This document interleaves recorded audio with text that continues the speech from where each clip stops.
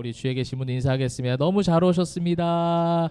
네, 너무 잘 오셨습니다. 인사하고 네, 너무 잘 너무나 반갑습니다. 또 한 주간 일상 가운데 여러분들 열심히 살아오신 여러분 너무 수고 많으셨고 그 모든 일들을 다 견뎌내고 또 하나님이 부르심 가운데 예배로 왔으니 얼마나 축복된지 모르겠어요. 그래서 오늘 또 귀한 하나님 말씀을 통해서 힘을 얻길 바랍니다. 자, 지난주 말씀의 제목은 우리 사모님 굉장히 이제 지금 레인이 표정이 너무 웃겼다. 뜻하지 못한 앞에 거 하고 그다음 뒤에 거. 자, 앞에 거. 그다음에 네, 두 분 달란트 체크를 해주십시오. 네, 이제 달란트 체크를 하도록 하겠습니다. 네, 잘해서 네, 레인이 표정이 너무 왜? 그런 어떤 느낌의 그런데 둘 다 네, 달란트 받도록 해서 잘했습니다. 버려야 할 내가 그다음 vs 믿어야 할 내가 그죠? 나를 버리고 예수 그리스도 믿는 믿음이 우리 신앙에서 필요했다라는 것을 했습니다. 자, 주님 내가 여기 있사오니라는 고백이 지난주에 나왔었어요. 그죠? 주님 내가 여기 있사오니 이렇게 말했던 사람의 이름은 네, 아깝습니다. 잘했어요. 근데 하나 해주세요. 하나 받으세요. 그래도 용기 있게. 그래. 네, 우리 뒤에 인수 선생님. 아나니아. 네, 잘했습니다. 아나니아. 자, 지나가면서 살짝 얘기하긴 했는데 지금 내가 뭐 여기 적기는 않았지만 아나니아 이름의 뜻 기억하신 분 계세요? 아나니아라는 사람의 그 히브리어적인 뜻이 있어요. 네, 지원 집사님. 괜찮아요. 네, 달란트 하나 주십시오. 네. 하나 주십시오. 틀렸다고 말하지 않았습니다. 하나 주십시오. 네, 중요한 내용. 근데 제가 아주 살짝 지나가긴 했어요. 많이 강조는 안 했어요. 자, 여호와는 자, 여호와는 뭐뭐로우시다. 은혜. 맞아요. 네, 여호와는 은혜로우시다. 예. 그래서 손 들고 얘기하세요. 네. 자, 여호와는 은혜로우시다라는 이름을 갖고 있었죠. 아나니아가. 그러면 주님 내가 여기 있사오니 할 때 있사오니가 어떤 헬라어라고 그랬죠? 있사오니가 헬라. 우리 유지스 오늘 네. 네. 이두. 정답. 이두 어제 이두 운동하셨어요. 잘하셨어요. 그래서 이두를 잘 기억하시는군요. 맞아요. 이두. 네, 이두였죠. 우리 저번에 옛날에 어떤 본문에 나왔다고 한번 했었죠. 보라 하는 그거였는데 감탄사 이두였어요. 자기는 말은 잘했어. 주님 내가 여기 있습니다 했지만 예수님이 사울에게 가서 그에게 안수하고 축복해줘라 했을 때 아닌데요. 그건 아닌 것 같은데요. 내가 듣기로는 그죠. 내가 아직 살아있는 모습. 근데 그가 이제 온전하게 예수님 명령을 이제 순종하게 되어지는 그런 과정들을 보게 되었습니다. 여러분 너무 잘하셨습니다. 서로에게 박수. 네. 사모님이 계속 컨디션이 올라오고 있어요. 그죠? 네. 아주 힘있게 지금 퀴즈를 맞추고 계십니다. 자, 오늘 말씀의 제목 한번 읽어볼까요? 자, 시작. 세상적 기대와 다른 회심의 증거. 자, 오늘 어떤 말씀을 볼 것이냐. 자, 회심. 지금 누가 회심했다는 이야기를 지금 계속 우리 보고 있어요? 사울이 회심을 했어요. 그죠? 예수님을 믿게 되었고 예수님 만나게 되고 나서 회심. 자, 회심이라는 건 어떻게 마음이 세상적으로 일로 가다가 바뀌어진 마음인 거예요. 그죠? 세상적으로 향하던 마음이 완전하게 하나님 쪽으로 바뀌어진. 그래서 신학자들이 만들어 놓은 어떤 그 원리 중에 구원의 서정이라는 원리가 있어요. 구원의 서정이 9단계가 있는데 처음에 이제 소명. 우리가 그랬죠. 지난주 말씀 가운데 기억하실 거예요. 우리가 믿었다라고 했을 때 우리가 자꾸 간과하는 게 나를 찾아오신 주님. 그것이 먼저예요. 그죠? 그 소명이에요. 나를 먼저 찾아오시고 나를 택하셨다. 내가 예수를 믿은 것처럼 보여지지만 주님이 나를 택하셔서 일로 하나님께로 품으로 이제 데리고 오는 거죠. 그래서 이제 소명을 받고 나면은 중생이라고 해서 새로운 생명을 얻게 되는 거죠. 그죠? 이제 지옥불로 가던 인생이 하나님 앞에 새로운 생명으로 중생 이루어집니다. 그 다음에 이제 나오는 세 번째 단계가 회심이에요. 회심. 하나님 앞에 새 생명 얻으니 이제 회심이 일어나는 거죠. 내 마음이 이제는 더 이상 이렇게 세상적으로 갈 수 없어. 내 마음 바꿀 거야. 여러분 사울처럼 180도 바뀐 인생 참 보기 드물죠. 사울 그렇잖아요. 다메섹으로 뭐 하러 가다가 뭐 하러 갔지 어린이들? 예수 믿는 사람들을 죽이고 잡으러 가던 길이었잖아. 근데 지금 이제 오늘 본문 보니까 다메섹으로 가긴 가요. 다메섹으로 가서 뭘 했게? 또 죽이러 가요? 완전히 바뀌었죠. 전도하러 가요. 그러니까 이게 회심의 역사라는 거예요. 회심이 그만큼 능력이 있는 거예요. 그 회심이 일어나서 지금 이제 오늘 모든 일련의 사건들이 이루어지는데 제가 오늘 이제 이 말하고 싶은 건 뭐냐면 또 사도행전에서 계속해서 지금 나오고 있는 흐름들을 살펴보니 새로운 은혜가 있는 것 같아요. 사도행전에서 가르쳐주고 있는 계속해서 일들은 뭐냐면 여러분 은혜로운 일들이 있는가 하면 따라오는 뭐가 있죠? 계속해서 시험과 공격, 고난이 계속 따라와요. 그죠? 근데 그것을 어떻게 합니까? 사도들과 초대교회 성도들이 계속 감당하면서 감내하면서 가고 있어요. 예수님을 진짜로 믿은 회심의 역사들이 있는가 하면 그 회심의 역사들을 방해하고자 하는 사단의 공격이 늘 함께 지금 따라오고 있다라는 거예요. 그래서 세례받는 자의 수가 막 더해져가는 놀라운 일이 생겼죠. 그랬더니 무슨 일이 생겼어요? 사도들이 감옥에 끌려간 일들이 생겼잖아요. 그 공격이 있었잖아. 그 다음에 이제 나중에는 제자들의 숫자가 많아졌다 이런 어떤 엄청난 교회 성장이 이루어졌어요. 그러고 나니 또 뭐가 생겨났어요? 스데반. 기억나죠? 순교자가 생겨났잖아요. 돌에 맞아 죽는. 그래서 얼마나 놀랐겠어 초대교회 성도들이. 아니 이렇게 제자의 숫자가 많아지고 교회가 성장해가고 너무 좋은데 왜 자꾸 이런 공격이 생기냐는 거예요. 그죠? 그 다음에 오늘 이런 핍박 속에 교회들이 막 흩어졌어요. 스데반에 순교하고 막 흩어지고 사람들이 흩어져서 복음을 전하다가 나중에 어떤 일이 일어났어요? 오늘 이 사울, 기독교 역사의 한 획을 끈 놀라운 사도, 이 사울이라는 사람이 회심한 역사가 일어났다는 거예요. 그래서 오늘 이 본문은 사울이 엄청난 경험으로 예수님을 만나 회심하고 신자가 되었는데 그에 따라오는 지금 인생의 여정을 굉장히 함축적으로 이 본문 가운데 31절까지 다 담고 있어요. 성도의 삶을 지금 보여주고 있는 본문이라는 거예요. 사울이 뭘 했다라는 역사적 사건이기는 해요. 그죠? 역사적 사건이긴 하지만 이 본문 가운데 성도의 삶, 그 다음에 사도행전에서 가르쳐주고 싶은 하나님이 바라보는 교회의 본질적 모습, 성도의 본질적 삶을 이야기해주고 있다는 거예요. 왜 이 본질적에 대해서 제가 자꾸 얘기하냐면 여러분 예수를 믿고 회심했다라고 하는 것을 너무 많이 착각하도록 강단에서 선포하고 있고 한국 교회 가운데 너무나도 다른 이상한 방향성을 너무 많이 갖고 있다는 거예요. 사도행전에서 말하고 있는 교회의 성장, 성도의 성장은 그런 게 아니었거든요. 마치 예수를 믿고 나면 뭐예요? 뭔가 삶이 확 바뀔 것처럼 자꾸 이야기를 해요. 막 소망에서 강단을 소망에서 강단이 아니지. 강단에서 소망을. 그죠? 강단에서 자꾸 소망을 이야기하는 거 좋아. 소망이 있죠. 복음 안에 소망이 있어요. 근데 여러분 일상의 삶을 보세요. 오늘 주일 가운데 은혜를 막 많이 받았어. 많이 받죠. 할렐루야. 우리가 여러분 많이 받아요. 많이 받아. 윤경아 많이 받지. 근데 오후에 뭐가 있어? 레슨이 있잖아. 알바 있잖아. 레슨. 맞아. 알바 있잖아. 알바가 편한 거예요? 힘든 거예요? 힘든 거예요. 그죠? 여러분 오늘 주일 은혜 받았죠? 내일 무슨 요일이게? 으아 지금 막 확 오지 다가오지 마. 월요일 막 레인이가 웃는 거야 슬픈 거야 지금. 월요일이 다가와요. 우리는 또 각자의 일터로 각자의 학교로 무거운 짐을 가지고 또 살아가야 돼요. 그죠? 그러다 보면 몸이 아플 수도 있어. 그러다 보면 때로는 경제적인 문제에 부딪힐 수도 있어요. 또 많은 사람들을 만나니까 어떻게 해요? 관계적인 상처를 받기도 합니다. 근데 예수를 믿으면 이런 일들을 없도록 기도하라고 하고 이런 일들이 안 생기는 것이 복이라고 자꾸 얘기한다는 거예요. 근데 사도행전의 흐름이 전혀 아니더라는 거예요. 이 일상 속에 또 가는 거. 그래서 어떤 목사님이 그래요. 여러분 오늘 은혜 많이 받았죠? 하고 나서 저녁에 가서 설거지 해야 돼. 이렇게 얘기하는 거예요. 그러니까 일상 속으로 돌아가는 것에 대해서 나중에 그래서 한국교회가 20년 30년 전에 계속 무슨 뭐가 있었냐면 권사님들 집사님들 자꾸 매일 부르는 거야 교회로.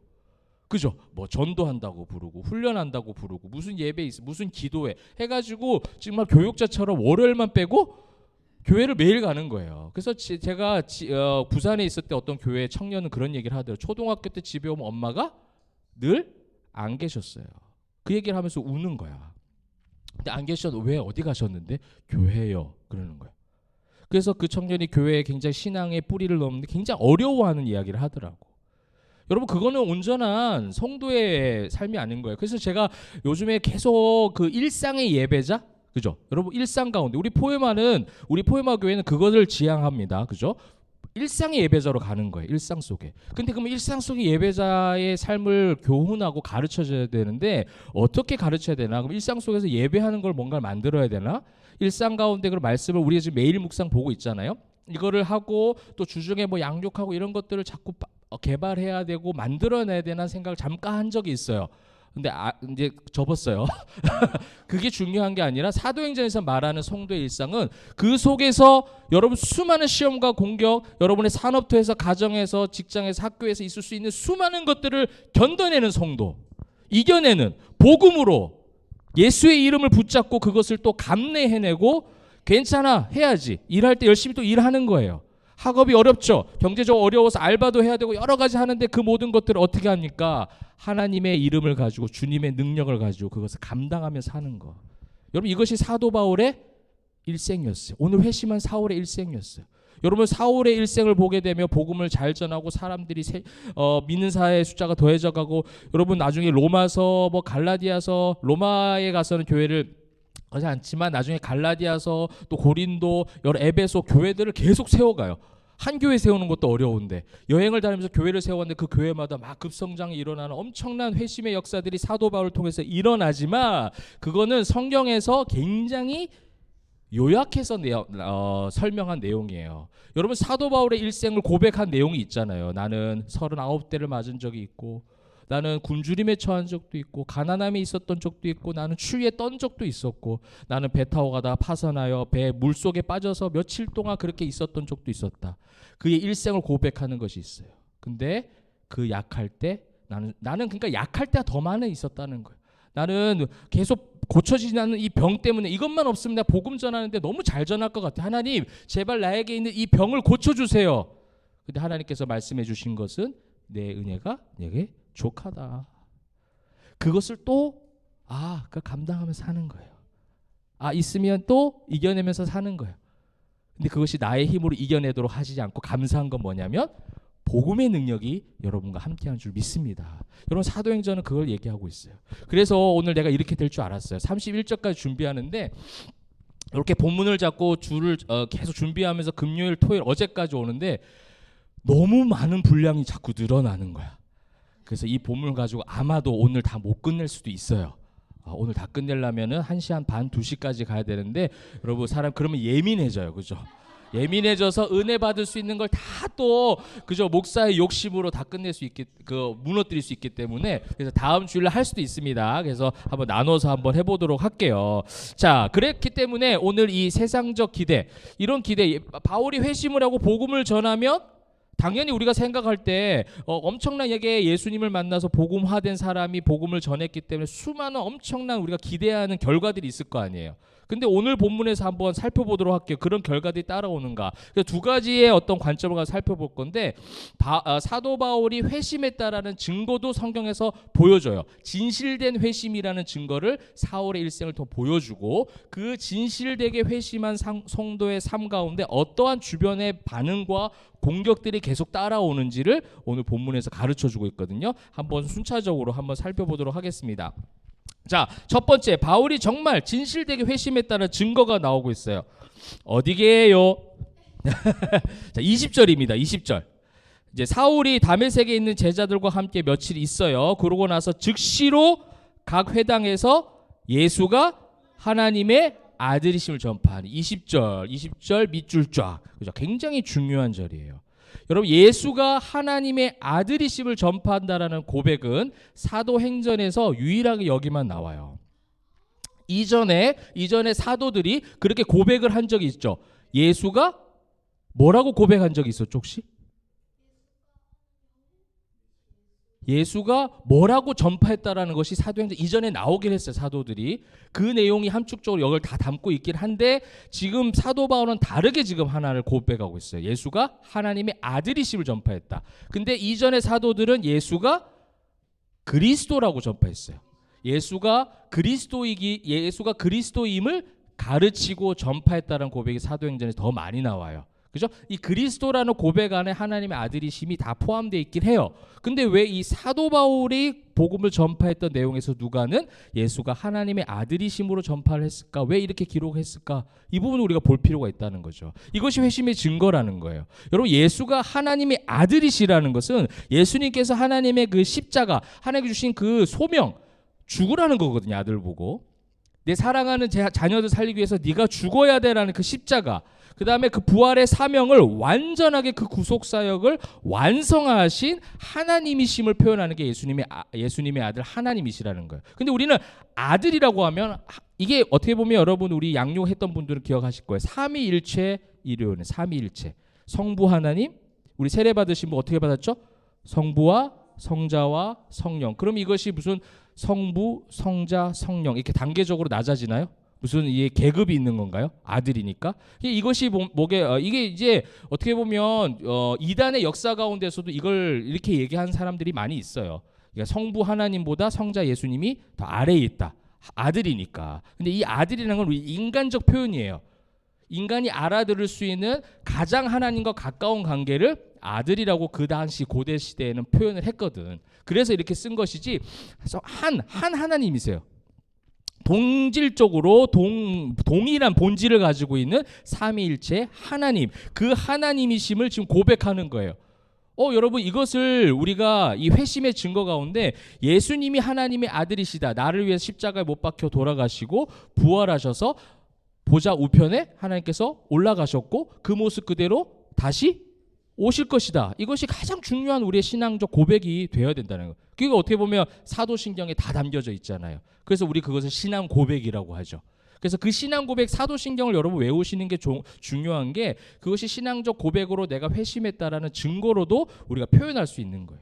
소망의 이유를 묻는 자들에게 우리가 준비된 언어들이 필요합니다. 그래서 우리는 양육을 받고 훈련을 받고 성경 공부를 하는 거예요. 다른 이유 때문에 성경 공부하는 게 아니라는 거죠. 근데 이것이 이제 사도 바울에게는 확신한 회심의 증거로 이야기했는데 여기서부터 중요한 거죠. 왜 사도 바울에게 이 고백이 중요했느냐? 사도 바울이 원래 회심 전에 어떤 사람이었다고? 아까 말한 것처럼? 그렇죠. 왜 예수님을 믿는 사람들을 죽여요? 왜 죽여요? 맞아. 믿으니까. 뭘 믿으니까? 예수님을 믿었으니까. 근데 예수님을 뭐라고 믿었기 때문에? 하나님의 아들 예수님이라고 믿었기 때문에 유대인들이 죽였어요. 예수도 죽였고 예수 믿는 사람도 잡아가는 거죠. 그 역할을 했던 사람이 누구? 사울. 근데 그 사울이 지금 뭐라고 고백하고 있어요? 예수님이 하나님의 아들이시다고 고백하는 거예요. 확신한 회심의 증거인 거예요. 이 고백은 사도 바울의 입술에서는 하루아침에 절대로 나올 수 없는 엄청난 신앙 고백이었다라는 거예요. 하나님께서 하셨다라는 것 말고는 설명할 길이 전혀 없다라는 거죠. 사람이 와서 아무리 가르치고 아나니아가 가르친다고 해서 될 일이 아니라는 거죠. 예수님 믿어라고 할 수 있는데 지금 누가는 어떻게 기록했냐면 예수님이 하나님의 아들이심을 전파하니. 그러니 지금 어떤 현상이 일어나겠어요? 사람들이 어떻겠어요? 와, 그래, 예수님이 하나님 아들이시 할 리가 없죠. 이거는 유대교들한테는 신성모독인 거예요. 맞잖아요. 하나님과 동급으로 지금 얘기하는 거든. 예수님이 하나님이시다라는 고백이에요. 그분이 나의 죄를 다 사해 주셨어. 사람은 사할 수가 없어. 사람은 죄를 용서할 수 없어요. 그죠, 여러분? 어린이들 목사님이 너희들과 죄를 막 지었어 한 주간 가운데. 그러면 목사님한테 와, 그러면 용서해 줄게 해서 목사님 기도해 주면 그 맞아요, 틀려요? 어떻게 그렇게 잘 알아요? 잘 알아요. 틀린 거예요. 절대로 사람은 죄를 사할 수가 없어요. 왜? 나도 뭐니까? 죄인이니까. 죄인이 어떻게 죄를 씻어요? 더러운 걸레 가지고 깨끗한 이 더러운 그릇을 더러운 걸레를 가지고 닦으라고 하면 닦아지겠어? 아니죠. 깨끗한 물로 깨끗한 거로 닦아야 되겠죠. 똑같은 거야. 예수님이 하나님의 아들이시라는 것을 믿는다라는 믿음은 뭐냐면 하나님이시라는 것을 믿는 거예요. 예수님이 하나님이시다. 근데 유대교 사람들은 넘어가는 거지. 신성모독 때문에 지금 예수 믿는 사람은 잡아야 되고 죽여야 되는데 지금 21절 보세요. 듣는 사람이 다 어떻게 반응해요? 다 놀라요. 그 다음에 이제 그래서 대제사장들 끌어가고자 하고 22절에 보니까 당혹하게 하니라. 여러분, 이 놀라가고 당혹한다는 거는 막 소란이 일어나는 거예요. 흔들리고 있는 거예요. 막 흥분하고 있는 거예요. 여러분들이 신앙생활을 하면 할수록 사단은 이렇게 합니다. 사단은 발끈할 거예요. 사단이 소동이 일어나요.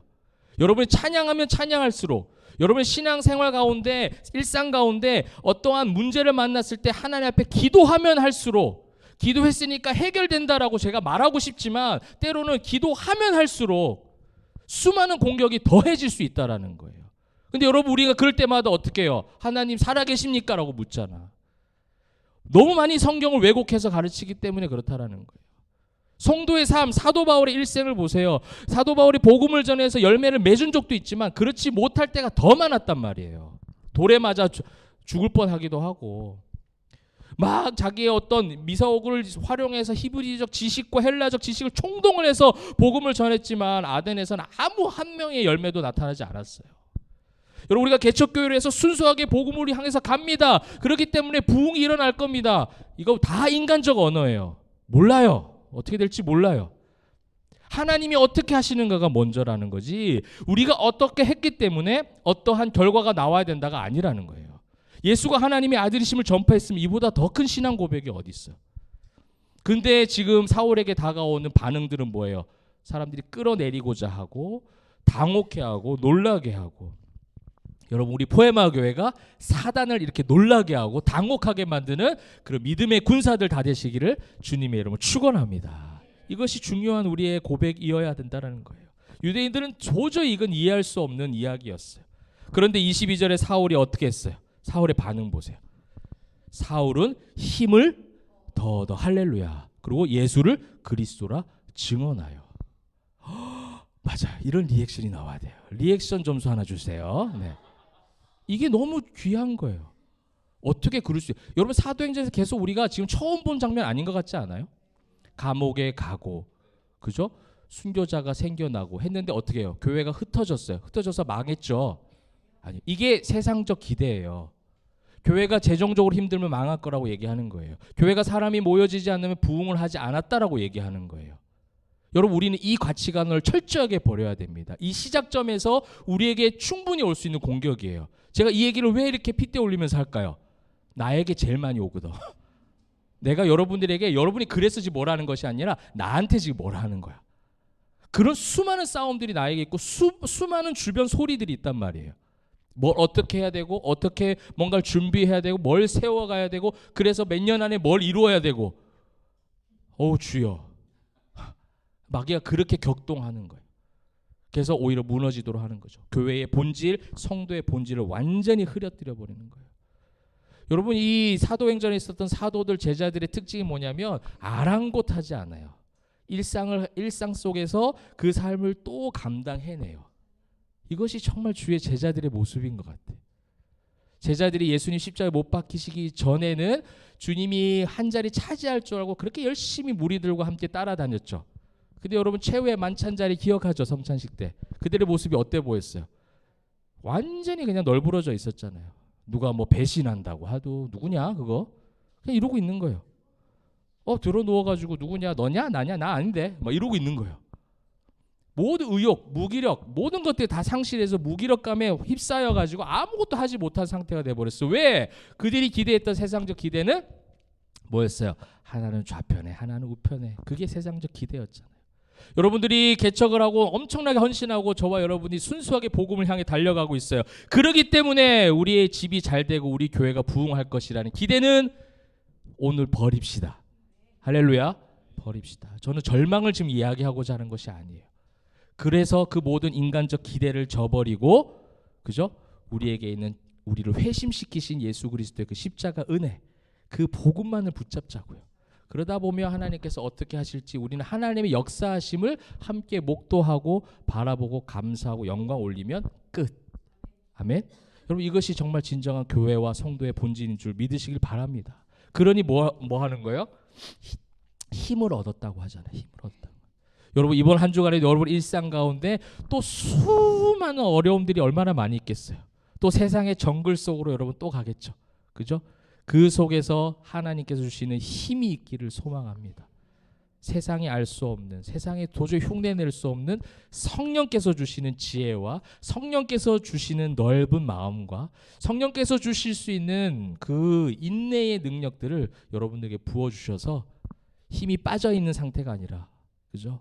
내가 왜 이렇게 나에게 내가 하나님 앞에 이렇게 헌신하고 열심히 섬겼는데 왜 나에게 계속해서 이런 일이 생기는 거야? 라는 그런 질문보다, 그래, 성도의 삶이 그렇지, 사단이 그냥 둘 리가 없지. 여러분, 우리 개척하면서 여러분, 제가 이 얘기를 했을 때 여러분들이 뜬구름 잡는 이야기로 안 들리실 거예요. 아마 다 경험을 했잖아요. 우리 개척 멤버들은 특별히 더 그렇죠. 처음에 우리 가정에서 예배했던 너무 좋았잖아요, 그죠? 그러면서 몇 개월 동안 하나님께 주신 것이 너무 많이 있었어요. 주신 것도 너무 많은데 우리가 받은 공격도 너무 많았죠. 너무 많았어요. 그런데 지금 우리는 또 뭐 하고 있어요? 예배하고 있잖아요. 예배하고 있잖아요.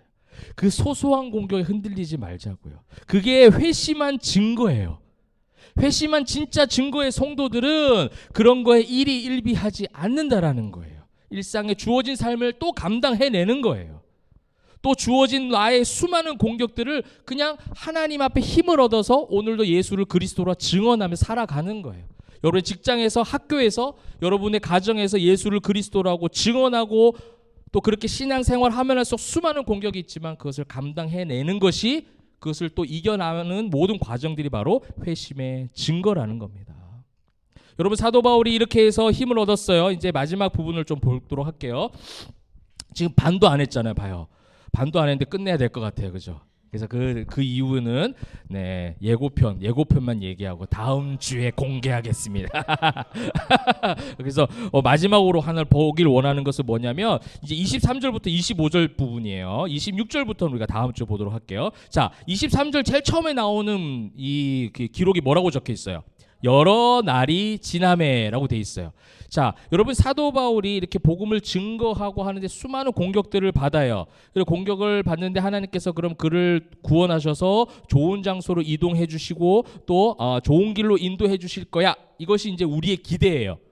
그것이 세상적 기대예요. 하나님, 내가 하나님 헌신했으니 나에게 이러한 선물을 주셔야 됩니다라고 해야 되는데, 여러 날이 지나면 이거 그냥 지나갈 수 있는 말이잖아요. 근데 이 말은요, 뭐냐면 이제 그 갈라디아서 1장 17절에 보게 되면 제가 한번 읽어드릴게요. 또 나보다 먼저 사도된 자들을 만나려고 예루살렘으로 가지 아니하고 아라비아로 갔다가 다시 다메섹으로 돌아갔노라라는 시간적인 하나의 약간의 차이가 있어요. 근데 이거는 틀린 게 아니라 이 아라비아라는 곳은 광야예요, 광야. 여러분, 광야교회 기억하죠? 이 사도행전에서의 계속해서 믿는 사람들에게 따라오는 것이 뭐냐면 광야 개념이에요. 절대로 온전하게 건강한 환경, 세상으로, 좋은 환경으로 세상으로 가게 하시지 않고 계속해서 그 광야 속에서 임재하신 하나님을 경험토록 하거든요. 근데 이 아라비아는 광야거든. 광야. 근데 이 아라비아 광야에서 다메섹으로 갔다 이렇게 기록하거든요. 갈라디아서. 갈라디아서 말씀을 한번 참고해 보면, 여기 시간적 배경을 해 보면 아라비아 그 광야가 굉장히 광활합니다. 어느 지역인지 딱 알 수는 없어요, 지금. 근데 그 지역 안에 뭐가 있냐면 다메섹이 있어요. 그러니까 광야로 들어가는 것은 어떻게 보면, 광야하면 우리 무슨 생각해요? 무슨 수도승처럼 생각하거든. 무슨 기도원에 들어가야 된다고 생각해요. 엄청나게 무슨 신앙적으로 집중해야 돼서 막 금식하고, 광야 개념이 좀 아까 그렇잖아. 금식해야 되고 하나님과 독대해서 하나님과만 해서 영적으로 뭔가 신비로움을 체험하고, 그래서 뭐 어떤 영적인 리빌딩이 확 되어지는 그런 현장으로 볼 수 있는데, 제가 이 말씀에서 너무 은혜 받았던 게 뭐냐면 이 지역적인 것 때문에 은혜 받은 거예요. 아라비아 안에 다메섹이 있는 거예요. 다메섹 안에서 복음을 지금 전했어요, 안 전했어요? 전하고 있어요. 광야의 현장 가운데 있는데 그는 그 광야의 환경을 탓하지 않고 여전히 뭐 하고 있었다라는 거예요? 복음을 전하고 있었다라는 거예요. 이건 제가 너무나도 놀라운, 이거는 너무 은혜롭게 받았던 그 모습이, 이게 뭐예요? 지금 일상 속의 예배자라는 거예요. 광야 속으로 가서 뭐 하라? 복음을 전하라는 거예요. 근데 우리는 자꾸 예전에 무슨 교육을 받았어요? 신앙적으로 거룩해야 되고 신앙적으로 성장하려면 자꾸 뭐예요? 세상과 구분을 시켜요. 그래서 자꾸만 교회로, 그래서 성전 안에 거하며, 그래서 교회로 오면, 물론 아주 틀린 말은 아니에요. 그 환경이 주는 요소도 없지 않아 있어요. 이걸 다 무시하고자 하는 건 아니지만 그 정신까지 흐트려 놓고 있다라는 거예요. 지금 아라비아 그 광야 여러 날이 지나매라는 이 여러 날을 사실 이거 번역상의 오류예요. 이건 한글 성경 번역상의 오류예요. 이거는 상당한 시간으로 헬라어에서는 이야기를 해요. 그래서 그 시간을 계산해 보면 다른 성경과 대조해서 계산해 보면 약 3년의 시간이에요. 3년. 회심을 하고 3년이나 광야에서 피폐한 삶을 살아가면서 여러분 사도 바로 막 엄청나게 대단한 사람, 영적으로 막 복음의 열매를 많이 맺은 사람 같지만 그의 환경은 회심했는데 왜 나에게 이 광야의 환경을 주십니까? 라는 지금 반문을 할 수 있는 충분한 지금 사도 바울의 삶이었다라는 거예요. 그런데 그는 그 아라비아 광야에서 여전히 그 안에 있는 다메섹에 가서 복음을 전했다라는 거예요. 할렐루야. 여러분이 살아가는 모든 삶의 환경이 광야예요. 어쩔 수 없어요. 그리고 우리는 성경에서 순례자의 걸음이라고도 얘기합니다. 주님이 다시 오실 때까지는 그 걸음 한 걸음 한 걸음이 무겁지만 힘겹고 외롭고 때로는 결핍이 있고 때로는 답답함이 있고 두려움과 불안감이 있지만 또 감당하는 것이 하나님의 자녀의 삶이라는 거예요. 하나님을 믿었으니 회심했으니 너의 삶은 이제 확 달라질 거야. 마음은 달라져요. 마음. 그죠? 보는 세계관이 달라지는 것이지 하나님께서 우리에게 보여주시는 그 환경이 달라지겠다라는 그것은 사실은 기복주의. 그게 기복주의인 거예요. 우리는 그것을 이겨낼 수 있어야 된다는 거예요. 여러분 3년 많은 날이 지나오는 여러 날 상당한 시간이 지나는 그 시간 동안 계속해서 그 속에서 다메섹에 가서 복음을 전했던 내가 광야에서 하나님하고만 지내야지. 여러분 이것이 사단이 주는 회심의 잘못된 증거예요. 여러분 이것이 결국 뭐예요? 요즘에 계속 대두되고 있는 이단들이 그렇게 하지 않아요? 회심했으니까 뭐 하라는 거예요? 여기 모든 걸 다 올인하라는 거예요. 자기들 종교에 와서. 근데 와가 자기한테 올인하라는 거잖아. 여러분 이것이 이단만 있는 것이 아니에요. 전통 교회 가운데도 이런 현상들이 너무 많이 있어요. 헌신과 봉사와 섬김과 예배 이 모든 것들을 마치 여기서 해야만이 하나님께서 기뻐하시는 것처럼 그것이 어떻게 보면 신복음주의 사상이에요. 세대주의 그 잘못된 신학 개념이라는 거죠. 개혁주의 성경 중심은 이 사도행전 흐름 보십시오. 사도행전 그렇지 않아요. 사도 바울을 일상 가운데 광야로 보내지만 그 속에서 또 다메섹에 가서 복음을 증언하는 삶을 살아가도록 그렇게 하나님은 제자들과 사도들과 초대교회 성도들을 이끄셨다는 말이에요. 여러분 그 기대감, 이 세상적 기대감 우리가 충분히 인간인지라 얘기할 수 있어요. 또 품을 수도 있겠죠. 그러나 성도의 삶은 어때요? 하나님께 먼저 우선이 있어요. 그죠? 하나님께서 어떻게 하실지 그걸 믿고 따라가는 것이 성도의 삶인 줄 믿습니다. 여러분 개척하면서 또 세워가면서 그 행복하신 것도 있겠지만 때로는 힘든 것도 있을 수 있어요. 우리를 광야 3년 가운데 그 아라비아 광야로 갔던 사도 바울처럼 우리를 그렇게 만드실 수도 있어요. 뭐 이거는 뭐 육체적인 것만 얘기하는 것이 아니라 마음적으로도 그럴 수 있어요. 조급하게 만들 수도 있고 뭔가 다른 사단에 격동하게 만들고 발끈하게 만들고 소란 일으켰던 것처럼 우리의 마음속에 그렇게 소란함을 혼란시키는 그런 엄청난 그 악 영향을 우리에게 줄 수도 있지만 사랑하는 성도 여러분 우리는 여전히 또 그 일상에서 예수를 그리스도라고 전할 수 있는 그런 교회가 되기를 소망합니다. 그런 성도들이 되기를 소망합니다. 그래서 그 이후의 모든 역사들은 하나님께서 하신다. 이제 그 부분이 다음 주 거에 나와요. 오늘 연결해서 소망으로 맞춰주면 오늘 약간 절망으로 끝나는 것 같은 느낌인데 원래 드라마가 그렇잖아. 마지막에 그죠 해피엔딩으로 끝나야지. 근데 오늘 이거는 사실은 좀 인간적 실존에 관련된 거예요. 일상의 삶에 대한 실제를 얘기하는 거예요. 사단은 그걸 허구로 바꿔서 포장해서 우리에게 잘못된 세계관을 가져다 주거든요. 근데 이것이 우리 인간의 실제예요. 여러분 그렇지 않아요? 지난주에 예배 때 말씀 또 은혜 받았잖아요. 우리 예배 때 막 좋잖아요. 즐겁잖아요. 그리고 지난 월화수 목금 때 삶을 보세요. 막 충만했어요. 와 너무 좋아 너무 좋아. 와 몸 막 하늘 나는 것 같아. 기분도 너무 좋고 할렐루야 뭐 이러면서 사는 사람 100달란트 주세요 그 사람한테. 나도 그렇게 못 살았어. 나도 수많은 싸움 가운데. 근데 왜라고 자꾸 질문하는 것이 아니라 그렇지. 이것이 성도의 삶이구나. 이것이 예수로 충만하니까 이런 것이 올 때라도 예수로 충만한 인생은 또 이겨내는구나. 이겨내게 하시는구나. 그것을 많이 또 우리 경험하게 되었는데 우리 성도님들도 같이 함께 그런 삶을 살아가시기를 축복합니다. 말씀을 맺도록 할게요. 어제 롯데가 또 이겼어요. 우리 윤기. 와, 롯데 요즘에 조금 느낌이 좋아 지금. 근데 어제 무슨 이 어떤 모습이 있었냐면 안건수가 데뷔 첫 홈런을 쳤어요. 그리고 또 하나 더 쳤어요. 1, 2호를 쳤어요. 홈런 타자가 아닌데. 근데 그때 제가 봤던 방송국에 아마 해설자가 이순철 해설위원인가? 그런데 그 해설이 하나가 딱 지금 기억에 남아요.